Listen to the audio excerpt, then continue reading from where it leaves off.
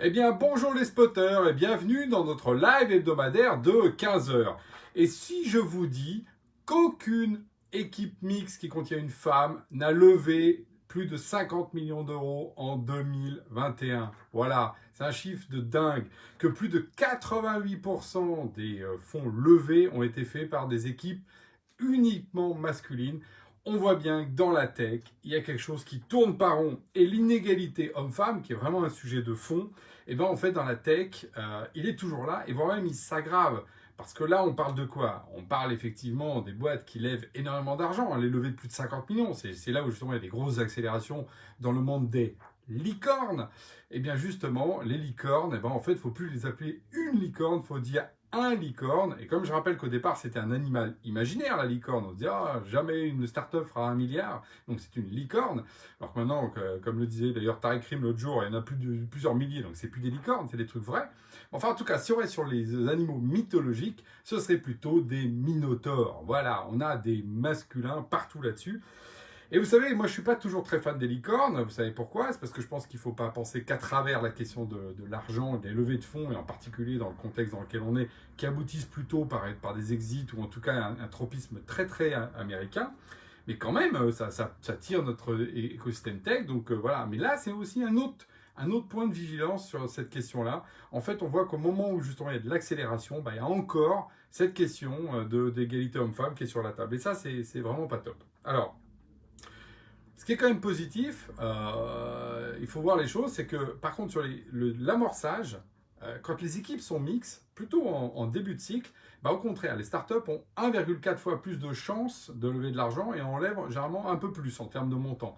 Parce qu'effectivement, ça rassure. Mais il n'empêche que quand ça grandit, voilà, c'est encore justement plutôt le fameux mâle dominant qui prend un peu le dessus. Et c'est bien ça le problème. Alors pourquoi? On peut se dire pourquoi. Alors il y a plein d'explications. Vous pouvez aller voir sur le net qui donne tout ça. Chacun y va en fait effectivement de son analyse. Bah, la question évidemment des stéréotypes. Les financiers qui financent des exemples de trucs qui ont déjà marché. Et dans le passé, c'est quoi? Bah oui, encore le mâle blanc dominant. Et quand on dit mâle, en plus, souvent on va parler du mâle blanc qui est éduqué, HEC, enfin, vraiment, vraiment un stéréotype très fort qui colle encore à la peau des startups et qu'on la vie dure. D'ailleurs, aux US, c'est beaucoup moins marqué parce que la diversité est beaucoup plus acceptée. Donc là, la question des stéréotypes, on doit s'interroger là-dessus. Après, il faut reprendre aussi l'autre partie, c'est la question de la confiance en soi. C'est vrai que culturellement, on en revient vraiment aussi à l'action de la culture, ça arrive parfois que les femmes ont moins confiance en elles. Vous savez, le fameux syndrome de l'imposteur, l'idée d'être moins légitime. Alors que d'ailleurs, les résultats sont exactement inverses. Les résultats des femmes qui sont à la tête des entreprises réussissent mieux que les hommes. Je le rappelle pour ceux qui veulent regarder les stats. Et comme lever de l'argent, alors là, il faut être malheur hyper assertif. On va conquérir le monde avec des valeurs d'ailleurs souvent assez masculines, quoi. On sera les derniers, les premiers sur Terre, on va écraser tous les autres. Enfin, il y a une espèce de lutte comme ça. C'est vrai qu'il n'y a pas beaucoup de place dans ce monde, en fait, justement, d'Highlander qui finit, il n'y en a plus qu'un un peu hardcore, justement, d'avoir une logique un peu plus, justement, de croissance organique.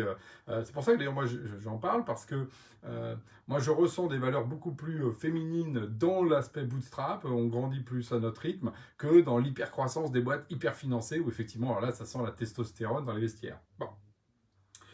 Et il y a une dernière raison que moi je veux mettre sur la table, que parfois, moi, dans les discussions que j'ai avec justement mes consoeurs, les femmes entrepreneurs, c'est aussi cette logique de valeur.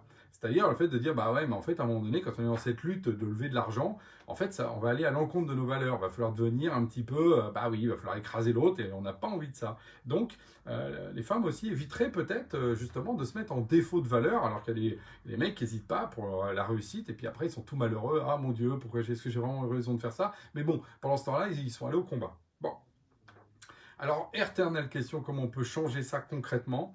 Bon, évidemment, culturellement, j'essaie de le faire par exemple par mon live, là, pour parler du sujet, parce qu'il faut en parler jusqu'à ce que ça bascule dans les esprits. Les parents, l'éducation, l'État doit forcément intervenir au niveau éducatif. Faut-il aller jusqu'à légiférer? Alors voilà, et nous, par exemple, sur la question des achats publics, on assume qu'il faut légiférer parce que le marché ne crée pas les conditions d'aller vers quelque chose de vertueux, donc il faut légiférer là-dessus. Donc les fameux quotas et le fait de mettre justement 50% d'achat public, vous savez que ça c'est un de mes combats sur la question de la souveraineté, il faut peut-être en venir à la même chose sur la question effectivement de la parité pour les levées de fonds, pour éviter justement qu'on ait un monde qui reproduise en fait les schémas dans lesquels il est.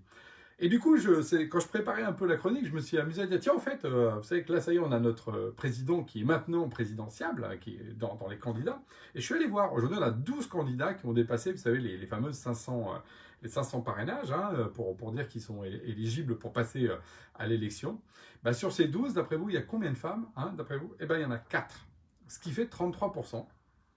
Donc, on voit que la parité n'est pas complètement là. Alors après, c'est quand même progressé parce qu'on a quand même effectivement des femmes aujourd'hui en position potentielle de second tour, par exemple, ce qui n'était même pas le cas il y a 3-4, on va dire, alors c'est quinquennat, septennat, parce qu'on est passé de l'un à l'autre.